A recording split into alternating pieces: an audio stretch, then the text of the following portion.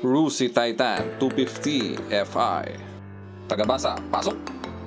Single cylinder for stroke, oil cooled.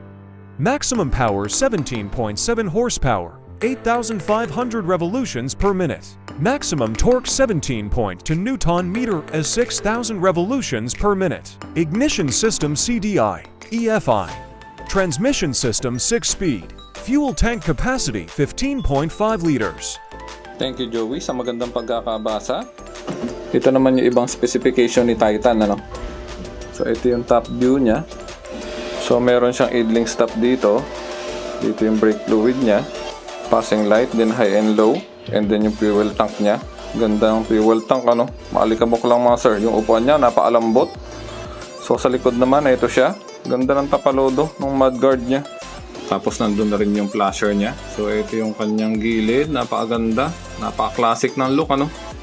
Sa gulong naman 52 ply, tubeless na, kaya wala na tayong tigatig mga sir. Tapos ang nagustuhan ko dito sa ilalim niya, meron siyang engine protection cover, ano, para yung mga talsik na mga bato hindi direktang tumama sa makina natin mga sir. Ayos. Sa engine oil naman niya 1.3 liters. Tapos yung harapan niya full LED na, no, kaya napakaliwanag sa gabi nito mga sir. Tapos base rin sa mga ibang reviews na nabasa ko, napakaganda daw ng handling nito. Kahit saan mo daw dalhin, panatag ka na hindi ka ipapahiya nitong si Titan 250. Ito na mga sir yung pinakihintay nyo. Ang cash price niya is 116,000, ano? So ang down payment kung gusto mo namang ihulugan is 7,000, 11,035 for 12 months, 6,245 for 2 years, and 4,645 for 3 years. Pero may rebate naman daw siya na 300 monthly kung updated ka ng bayad. Tapos ang nagustuhan ko talaga dito kay Rusi, ano, libre lahat ng paggawa, ano, dalhin mo lang sa sasakyan mo dito, libre nilang gagawin.